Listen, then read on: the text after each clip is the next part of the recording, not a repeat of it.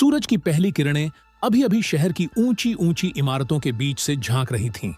हल्की ठंडी हवा में पेड़ों की पत्तियां सरसराहट कर रही थीं और सड़कें अभी भी सुबह की शांति में डूबी हुई थीं। यह था पुणे का एक शांत और खूबसूरत इलाका, जहां हर सुबह की शुरुआत एक नई उम्मीद के साथ होती थी। इस शहर में एक 5 स्टार होटल की 7वीं मंजिल पर 27 साल का एक नौजवान अपनी सुबह की दिनचर्या में व्यस्त था। उसका नाम था आरव मेहरा। आरव कोई साधारण इंसान नहीं था, हालांकि उसका व्यवहार और रहन सहन बिल्कुल सादगी भरा था। बचपन से ही वह अपनी मेहनत, अनुशासन और दूरदृष्टि के लिए जाना जाता था। दिल्ली के एक सुसंस्कृत और मध्यम वर्गीय परिवार में जन्मा आरव पढ़ाई में हमेशा अव्वल रहा। खासकर गणित उसका जुनून था। स्कूल के दिनों में जहां बच्चे खेलकूद में समय बिताते थे, वहीं आरव किताबों और नंबरों की दुनिया में खोया रहता। उसकी माँ एक स्कूल टीचर और पिता एक रिटायर्ड सरकारी अधिकारी हमेशा उसे नैतिकता और मेहनत की सीख देते। शायद यही वजह थी कि आरव में न केवल बुद्धिमत्ता थी, बल्कि एक गहरी संवेदनशीलता भी थी। कॉलेज की पढ़ाई पूरी करने के बाद, जहां ज्यादातर लोग नौकरी की तलाश में भटकते हैं, आरव ने कुछ अलग करने का फैसला किया। उसने रियल एस्टेट के क्षेत्र में कदम रखा। यह एक ऐसा क्षेत्र था जहां जोखिम बहुत थे, लेकिन आरव के लिए यह एक खेल था, एक ऐसा खेल जिसमें वह हर बार जीतता। उसकी तीक्ष्ण बुद्धि, बाजार की समझ और लोगों के साथ जुड़ने की कला ने उसे कम उम्र में ही एक विशाल साम्राज्य का मालिक बना दिया। उसकी company Mehra group of industries आज न केवल भारत के बड़े शहरों दिल्ली, मुंबई, बेंगलुरु, चेन्नई में फैली थी, बल्कि दुबई, लंदन और न्यूयॉर्क जैसे अंतर्राष्ट्रीय बाजारों में भी उसका दबदबा था। लेकिन इतनी सफलता के बावजूद आरव वही सादा और जमीन से जुड़ा इंसान बना रहा। वह महंगे सूट और चमचमाती गाड़ियों के बजाय साधारण कपड़े और अपनी पुरानी जीप को पसंद करता। उसका मानना था कि असली सफलता वह नहीं जो दुनिया को दिखाई दे, बल्कि वह जो आपके भीतर शांति और संतुष्टि लाए। इस बार वह पुणे में था, एक जरूरी बिजनेस मीटिंग के सिलसिले में। वह अपने करीबी दोस्त रोहन कपूर के 5 स्टार होटल ग्रैंड रॉयल में ठहरा था। रोहन और आरव की दोस्ती कॉलेज के दिनों से थी और दोनों का रिश्ता भाइयों जैसा था। होटल का स्टाफ आरव को एक सामान्य मेहमान समझता था, क्योंकि वह कभी अपनी असली पहचान जाहिर नहीं करता था। रोहन ने कई बार उसे अपने स्वीट में ठहरने को कहा, लेकिन आरव ने हमेशा की तरह एक साधारण कमरा चुना। उस सुबह जैसे ही घड़ी ने 5 बजे, आरव ने अपने जॉगिंग शूज पहने, एक साधारण टी-शर्ट और ट्रैक पैंट डाली और होटल से निकल पड़ा। पुणे की सड़कें सुबह के समय बेहद शांत और मनमोहक होती थीं। हल्की धुंध और पक्षियों की चहचहाहट के बीच आरव अपने विचारों में खोया हुआ दौड़ रहा था। उसे जॉगिंग से न केवल शारीरिक ताजगी मिलती थी, बल्कि यह समय उसके लिए आत्ममंथन का भी था। वह अपनी कंपनी के भविष्य, नए प्रोजेक्ट्स और अपने परिवार की खुशी के बारे में सोच रहा था। आरव उस सुबह अपने सामान्य रास्ते पर दौड़ रहा था। यह एक शांत रास्ता था जो होटल से कुछ किलोमीटर दूर एक पार्क की ओर जाता था। सड़क के दोनों ओर हरे भरे पेड़ और छोटे छोटे बंगले थे। सुबह का समय होने की वजह से सड़क लगभग सुनसान थी। तभी उसकी नजर सड़क के किनारे एक छोटे से बच्चे पर पड़ी। वह लगभग 10 से 12 साल का होगा, साइकिल चला रहा था। उसके कंधे पर एक स्कूल बैग था और चेहरे पर एक मासूमियत। शायद वह ट्यूशन या स्कूल जा रहा था। आरव ने उस बच्चे को देखकर हल्का सा मुस्कुराया। उसे अपने बचपन की याद आ गई, जब वह भी ऐसे ही साइकिल चलाकर स्कूल जाता था। लेकिन यह मुस्कान ज्यादा देर तक न टिक सकी। अचानक सड़क की दूसरी ओर से एक तेज रफ्तार बाइक आती दिखी। बाइक सवार का चेहरा हेलमेट की वजह से दिख नहीं रहा था, लेकिन उसकी रफ्तार इतनी तेज थी कि साफ था वह नियंत्रण में नहीं था। पलक झपकते ही वह बाइक उस बच्चे से टकरा गई। एक जोरदार आवाज के साथ बच्चा साइकिल समेत सड़क पर गिर पड़ा। बाइक सवार ने एक पल के लिए रुककर उसकी ओर देखा, लेकिन फिर बिना रुके तेजी से भाग गया। सड़क पर सन्नाटा पसरा था। बच्चे के सिर और शरीर से खून बह रहा था और वह बेहोश पड़ा था। आरव के लिए यह दृश्य किसी बुरे सपने से कम नहीं था। उसका दिल जोर जोर से धड़क रहा था। वह एक पल के लिए स्तब्ध रह गया, लेकिन अगले ही पल उसने खुद को संभाला। वह तेजी से बच्चे के पास दौड़ा। बच्चे का चेहरा पीला पड़ चुका था और उसकी सांसें धीमी हो रही थी। आरव ने उसे हल्के से हिलाया। बेटा, सुन रहे हो? उठो। लेकिन बच्चे से कोई जवाब नहीं आया। उसने आसपास देखा। सड़क सुनसान थी, न कोई गाड़ी, न कोई इंसान। उसका फोन होटल के कमरे में ही रह गया था, क्योंकि वह जॉगिंग के दौरान फोन नहीं लाता था। लेकिन समय बर्बाद करने का वक्त नहीं था। उसने बच्चे को सावधानी से अपनी गोद में उठाया। बच्चा हल्का था, लेकिन उसका शरीर ठंडा पड़ रहा था। आरव का मन घबराहट और डर से भर गया, लेकिन उसने खुद को मजबूत रखा। तभी सड़क के मोड़ पर एक ऑटो आता दिखा। आरव ने पूरी ताकत से चिल्लाकर उसे रुकने का इशारा किया। ऑटो चालक, एक अधेड़ उम्र का व्यक्ति, ने गाड़ी रोकी। क्या हुआ साहब? उसने पूछा। जल्दी इस बच्चे को अस्पताल ले चलो, इसे तुरंत इलाज चाहिए, आरव ने हाँफते हुए कहा। ऑटो चालक ने बच्चे की हालत देखी और बिना एक पल गंवाए गाड़ी स्टार्ट कर दी। आरव बच्चे को गोद में लिए ऑटो में बैठ गया। उसका टी शर्ट बच्चे के खून से सन चुका था, लेकिन उसका ध्यान केवल एक ही चीज पर था, बच्चे की जान बचाने पर। करीब 15 मिनट की तेज ड्राइविंग के बाद ऑटो एक बड़े अस्पताल के इमरजेंसी गेट पर रुका। यह पुणे का एक प्रतिष्ठित अस्पताल था, सनराइज मल्टी स्पेशियलिटी हॉस्पिटल। बाहर से देखने में यह किसी 5 स्टार होटल से कम नहीं लगता था। चमचमाती इमारत, साफ सुथरे गलियारे और हर जगह फैली रौनक। लेकिन अंदर की हकीकत कुछ और ही थी। आरव ने बच्चे को गोद में उठाया और तेजी से इमरजेंसी वार्ड की ओर भागा। वह चिल्ला रहा था, डॉक्टर, कोई है? इमरजेंसी है। उसकी आवाज में घबराहट और बेचैनी साफ झलक रही थी। कुछ नर्सें और वार्ड बॉय दौड़कर आए। उन्होंने बच्चे को स्ट्रेचर पर लिटाया और उसे इमरजेंसी रूम में ले गए। एक डॉक्टर ने बच्चे की हालत देखी। उसने गंभीर स्वर में कहा, हालत बहुत नाजुक है, सिर में गहरी चोट है और आंतरिक रक्तस्राव हो सकता है। तुरंत ऑपरेशन करना होगा, तो जल्दी कीजिए डॉक्टर, इसे बचाइए, आरव ने व्याकुल होकर कहा। डॉक्टर ने उसकी ओर देखा और कहा, पहले रजिस्ट्रेशन करवाइए और हाँ, ऑपरेशन से पहले कम से कम 2 लाख रुपए जमा करने होंगे। आरव के लिए यह बात किसी बम के फटने जैसी थी। 2 लाख? अभी?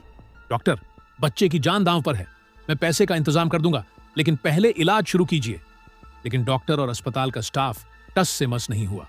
रिसेप्शन पर बैठी एक महिला ने ठंडे लहजे में कहा, नियम तो नियम है सर, बिना पेमेंट के हम कुछ नहीं कर सकते। आरव ने अपनी जेब टटोली। उसके पास उस वक्त केवल कुछ 100 रुपए थे, जो उसने जॉगिंग के दौरान छोटे मोटे खर्च के लिए रखे थे। उसका वॉलेट, क्रेडिट कार्ड्स और फोन सब होटल में थे। उसने स्टाफ को समझाने की कोशिश की, देखिए, मैं कोई साधारण आदमी नहीं हूं, मैं मेहरा ग्रुप ऑफ इंडस्ट्रीज का मालिक हूं। मैं पुणे में ग्रैंड रॉयल होटल में ठहरा हूं, जो मेरे दोस्त रोहन कपूर का है। मेरा नाम आरव मेहरा है। आप चाहें तो वहां कॉल करके चेक कर सकते हैं। बस प्लीज बच्चे का इलाज शुरू कर दीजिए। लेकिन उसकी बातों का कोई असर नहीं हुआ। रिसेप्शनिस्ट ने तंज भरे लहजे में कहा, सर, यहां रोज ऐसे लोग आते हैं जो बड़े बड़े दावे करते हैं। आप पहले पैसे जमा कीजिए, फिर बात होगी। आरव का गुस्सा और बेबसी चरम पर थी। वह एक ऐसे सिस्टम से जूझ रहा था जो इंसानियत से ज्यादा कागजों और पैसों को तरजीह देता था। उसने रोहन को फोन करने की कोशिश की, लेकिन अस्पताल के फोन से कॉल करने के लिए भी उसे पहले पैसे देने को कहा गया। वह पूरी तरह असहाय महसूस कर रहा था। इसी बीच अस्पताल के मुख्य गलियारे में तेज कदमों की आवाज गूंजी। एक युवती तेजी से इमरजेंसी वार्ड की ओर बढ़ रही थी। वह लगभग 25 साल की थी, लंबी, गोरी और आत्मविश्वास से भरी हुई। उसने सफेद डॉक्टर का कोट पहना था और उसका चेहरा गंभीर लेकिन संवेदनशील था। यह थी डॉ. अनन्या शर्मा, सनराइज हॉस्पिटल के मालिक डॉ. विक्रम शर्मा की इकलौती बेटी। अनन्या न केवल एक कुशल न्यूरोसर्जन थी, बल्कि अस्पताल की प्रबंधन समिति की सदस्य भी थी। लेकिन उसकी असली पहचान उसकी संवेदनशीलता और इंसानियत थी। वह हर सुबह की शिफ्ट में अपनी ड्यूटी निभाती थी और मरीजों के प्रति उसका समर्पण देखते ही बनता था। जैसे ही अनन्या इमरजेंसी वार्ड में पहुंची, उसने बच्चे की हालत देखी। उसने तुरंत नर्स से पूछा, क्या हुआ? इलाज क्यों शुरू नहीं हुआ? नर्स ने रिसेप्शन की ओर इशारा करते हुए कहा, मैडम, पेमेंट का इश्यू है। ये सज्जन कह रहे हैं कि उनके पास अभी कैश नहीं है। अनन्या की भौहें तन गईं। उसने आरव की ओर देखा, जो सिर झुकाए, खून से सना हुआ, दीवार के सहारे खड़ा था। उसने बिना एक पल गंवाए कहा, पेमेंट की बात बाद में होगी, अभी इस बच्चे को ऑपरेशन थिएटर में ले जाओ, मैं खुद सर्जरी करूंगी। अस्पताल का स्टाफ उसकी बात को टाल नहीं सका। अनन्या की आवाज में एक ऐसी सख्ती थी जो हर किसी को झुका देती थी। बच्चे को तुरंत ऑपरेशन थिएटर में ले जाया गया और अनन्या ने अपनी टीम के साथ सर्जरी शुरू कर दी। सर्जरी लंबी और जटिल थी। बच्चे के सिर में गहरी चोट थी और आंतरिक रक्तस्राव ने उसकी हालत को और नाजुक कर दिया था। लेकिन अनन्या की कुशलता और उसकी टीम के समर्पण ने चमत्कार कर दिखाया। करीब 4 घंटे बाद अनन्या ऑपरेशन थिएटर से बाहर आई। उसका चेहरा थकान से भरा था, लेकिन आंखों में एक सुकून था। उसने आरव को देखा, जो बाहर गलियारे में बेचैन होकर टहल रहा था। आप बच्चे के रिश्तेदार हैं? उसने पूछा। नहीं, आरव ने सिर हिलाते हुए कहा। मैं बस उसे सड़क पर घायल देखा, मैं उसे यहां लाया। अनन्या ने उसकी ओर गौर से देखा। उसके कपड़े खून से सने थे और चेहरे पर एक अजीब सी बेचैनी थी। उसने कहा, बच्चा अब खतरे से बाहर है, सर्जरी सफल रही, लेकिन उसे कुछ दिन आईसीयू में रखना होगा। आरव ने राहत की सांस ली, उसकी आंखें नम हो गईं। थैंक यू डॉक्टर, आपने उसकी जान बचा ली। अनन्या ने हल्का सा मुस्कुराते हुए कहा, यह मेरा काम है, लेकिन आपने उसे समय पर यहां पहुंचाया, वरना शायद हम कुछ नहीं कर पाते। सर्जरी के बाद आरव ने अनन्या से कहा, मैं अस्पताल के मालिक से मिलना चाहता हूं। अनन्या ने उसकी ओर देखा और हल्के से मुस्कुराई। आप उनसे अभी बात कर रहे हैं? मैं अनन्या शर्मा हूं, इस अस्पताल के मालिक की बेटी और यहां की न्यूरोसर्जन भी। आरव एक पल के लिए स्तब्ध रह गया। उसने अनन्या की ओर देखा और फिर धीरे से कहा, मैं भी अपनी असली पहचान बता देता हूं। मेरा नाम आरव मेहरा है। मैं मेहरा ग्रुप ऑफ इंडस्ट्रीज का मालिक हूं। अनन्या की आंखें आश्चर्य से फैल गईं। मेहरा ग्रुप का नाम कौन नहीं जानता था? यह रियल एस्टेट की दुनिया का एक ऐसा नाम था जो हर बड़े शहर में गूंजता था। उसने विश्वास नहीं कर पा रही थी कि इतना बड़ा व्यक्ति साधारण कपड़ों में, बिना किसी दिखावे के, एक अनजान बच्चे की जान बचाने के लिए इतना संघर्ष कर रहा था। आप वो आरव मेहरा हैं? उसने हकलाते हुए पूछा। आरव ने हल्का सा मुस्कुराते हुए कहा, हां वही, लेकिन इस वक्त मैं सिर्फ एक इंसान था जो उस बच्चे की जान बचाना चाहता था। अनन्या का मन श्रद्धा और सम्मान से भर गया। उसने तुरंत रिसेप्शन स्टाफ को बुलाया। उसने सबके सामने आरव की असली पहचान बताई और उन्हें उनकी गलती का एहसास करवाया। आप लोगों ने एक ऐसे इंसान को अपमानित किया जो न केवल इस बच्चे की जान बचाने के लिए यहां आया, बल्कि जिसका नाम इस देश के सबसे बड़े उद्योगपतियों में शुमार है। क्या यही हमारा सिस्टम है? क्या यही हमारी इंसानियत है? स्टाफ के चेहरे शर्मिंदगी से लटक गए। एक एक करके उन्होंने आरव से हाथ जोड़कर माफी मांगी, लेकिन आरव ने कोई गुस्सा नहीं दिखाया। उसने शांत स्वर में कहा, माफी की जरूरत नहीं, बस इतना याद रखिए कि अगली बार किसी की जान दांव पर हो तो पैसे से पहले इंसानियत को तरजीह दीजिए। उस दिन के बाद आरव और अनन्या के बीच एक अनकहा रिश्ता बनने लगा। आरव ने बच्चे के परिवार को ढूंढ निकाला। वह एक गरीब परिवार का बच्चा था जिसके माता पिता एक छोटी सी दुकान चलाते थे। आरव ने न केवल बच्चे के इलाज का सारा खर्च उठाया, बल्कि उसके परिवार को आर्थिक मदद भी दी। अनन्या इस सब को देखकर और प्रभावित हुई। वह आरव की सादगी, उसकी संवेदनशीलता और उसकी इंसानियत की कायल हो चुकी थी। दूसरी ओर आरव को अनन्या की हिम्मत, उसकी निस्वार्थ सेवा और उसकी आत्मविश्वास भरी मुस्कान ने गहराई से छुआ। दोनों में कई समानताएं थीं। दोनों अपने काम के प्रति समर्पित, दोनों इंसानियत को सबसे ऊपर मानने वाले और दोनों सादगी के साथ जीने वाले। एक शाम जब आरव अपनी मीटिंग खत्म करके होटल लौटा तो उसने देखा कि अनन्या होटल के रेस्तरां में उसका इंतजार कर रही थी। उसने उसे कॉफी के लिए बुलाया था। दोनों एक शांत कोने में बैठे और बातों का सिलसिला शुरू हुआ। आपने उस दिन जो किया वह हर कोई नहीं कर सकता, अनन्या ने कहा। आपके पास सब कुछ है, पैसा, शोहरत, रुतबा, फिर भी आप इतने साधारण कैसे रहते हैं? आरव ने हल्का सा मुस्कुराते हुए कहा, शायद इसलिए कि मैंने हमेशा यही सीखा है कि असली खुशी दूसरों की मदद करने में है। और आप एक डॉक्टर हैं, अस्पताल की मालकिन हैं, फिर भी हर सुबह खुद मरीजों का इलाज करती हैं। यह आसान नहीं है। अनन्या ने शर्माते हुए कहा, यह मेरा जुनून है। मैंने डॉक्टरी इसलिए चुनी क्योंकि मैं जिंदगियां बचाना चाहती थी। उस रात दोनों ने घंटों बातें की। कॉफी खत्म होने के बाद भी उनकी बातें खत्म नहीं हुई।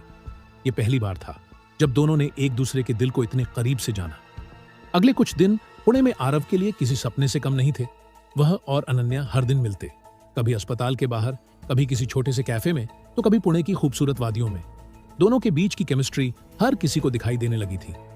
रोहन, जो आरव का दोस्त था, उसे चिढ़ाते हुए कहता, यार तू तो गया कि डॉक्टर मैडम ने तुझे पूरी तरह अपने जादू में बांध लिया है। आरव हंसकर टाल देता, लेकिन सच तो यह था कि वह अनन्या के प्यार में डूब चुका था। उसकी हर बात, उसकी हर मुस्कान, उसकी हर छोटी छोटी आदतें उसे और करीब ला रही थीं।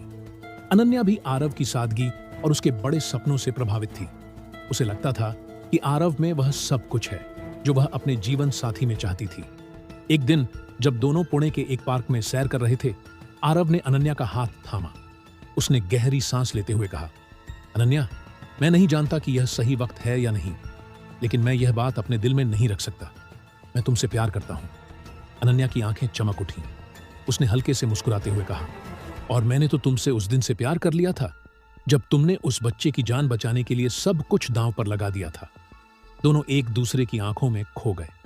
उस पल दुनिया की सारी चिंताएं, सारी भागदौड़, सब कुछ थम सा गया। यह प्यार की वह शुरुआत थी जो दोनों के जीवन को हमेशा के लिए बदलने वाली थी।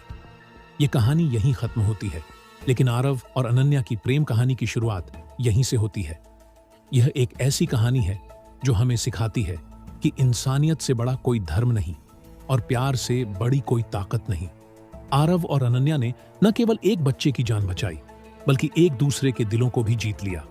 उनकी यह कहानी समाज को एक आईना दिखाती है, एक ऐसा आईना जिसमें हमें अपनी संवेदनशीलता, अपनी नैतिकता और अपनी इंसानियत को देखना चाहिए। अब आरव और अनन्या का प्यार अब कोई छिपा हुआ राज नहीं था। पुणे में बिताए उन कुछ दिनों ने उनकी जिंदगी को हमेशा के लिए बदल दिया था, लेकिन दोनों जानते थे कि इस रिश्ते को आगे बढ़ाने के लिए उनके परिवारों की सहमति और आशीर्वाद जरूरी था। आरव दिल्ली में अपने परिवार के साथ रहता था, जबकि अनन्या का परिवार पुणे में बसा था। दोनों ने फैसला किया कि वे अपने अपने परिवारों से खुलकर बात करेंगे और उन्हें एक दूसरे से मिलवाएंगे। आरव दिल्ली लौट आया। उसका घर, मेहरा निवास, दिल्ली के पॉश इलाके वसंत विहार में एक खूबसूरत बंगला था।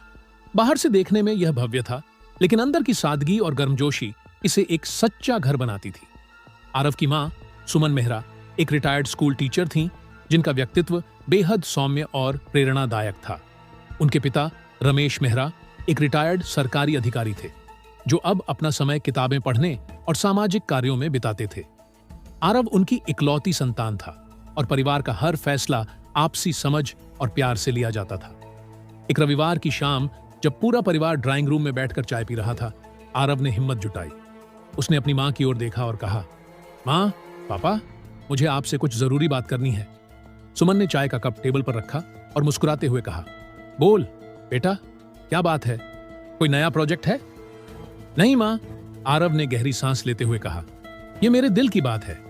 मैं एक लड़की से प्यार करता हूं। रमेश मेहरा की भौहें उठीं, लेकिन उनके चेहरे पर एक हल्की मुस्कान थी। अच्छा, और ये लड़की कौन है? कोई बिजनेस पार्टनर? उन्होंने मजाकिया लहजे में पूछा। आरव ने हंसते हुए कहा, नहीं पापा, वो एक डॉक्टर है। उसका नाम अनन्या शर्मा है। पुणे में सनराइज हॉस्पिटल की मालिक की बेटी, और वो बहुत खास है। फिर आरव ने पूरी कहानी सुनाई। कैसे उसने सड़क पर घायल बच्चे को देखा, कैसे अस्पताल में अनन्या ने उसकी जान बचाई, और कैसे इस घटना ने उन्हें एक दूसरे के करीब लाया। उसने अनन्या की हिम्मत, उसकी संवेदनशीलता और उसकी सादगी का जिक्र इतने प्यार से किया कि सुमन की आंखें नम हो गईं। बेटा, सुमन ने कहा, जो लड़की एक अनजान बच्चे की जान बचाने के लिए इतना बड़ा कदम उठा सकती है, वो जरूर बहुत अच्छी होगी। हमें उससे मिलना चाहिए। रमेश ने भी सहमति जताई। हां आरव, अगर तुम्हें लगता है कि वो तुम्हारे लिए सही है, तो हम उससे और उसके परिवार से मिलने को तैयार हैं। आरव का चेहरा खुशी से चमक उठा। उसने तुरंत अनन्या को फोन किया और उसे अपने परिवार की सहमति के बारे में बताया। अनन्या भी उत्साहित थी, लेकिन साथ ही थोड़ी घबराई हुई थी। उसने कहा, आरव, मैं अपने पापा से बात करती हूं। वो थोड़े सख्त हैं, लेकिन मुझे यकीन है कि वो तुम्हें पसंद करेंगे। पुणे में अनन्या का परिवार सनराइज हॉस्पिटल के साथ साथ शहर के सबसे प्रतिष्ठित परिवारों में से एक था। उसके पिता डॉ. विक्रम शर्मा एक मशहूर कार्डियोलॉजिस्ट और अस्पताल के मालिक थे। उनकी मां कविता शर्मा एक सामाजिक कार्यकर्ता थीं, जो शिक्षा और स्वास्थ्य के क्षेत्र में काम करती थीं। अनन्या अपने माता पिता की इकलौती बेटी थी और उनके लिए वह उनकी दुनिया थी। अनन्या ने एक दिन अपने पिता के ऑफिस में जाकर उनसे बात करने का फैसला किया। विक्रम अपने डेस्क पर कुछ फाइलें देख रहे थे। अनन्या ने हल्के से खांसा और कहा, पापा, मुझे आपसे कुछ जरूरी बात करनी है। विक्रम ने चश्मा उतारा और अपनी बेटी की ओर देखा। बोल बेटा, क्या बात है? अनन्या ने गहरी सांस ली और कहा, पापा, मुझे एक लड़का पसंद है। उसका नाम आरव मेहरा है। वो मेहरा ग्रुप ऑफ इंडस्ट्रीज के मालिक हैं और मैं उनसे शादी करना चाहती हूँ। विक्रम का चेहरा गंभीर हो गया।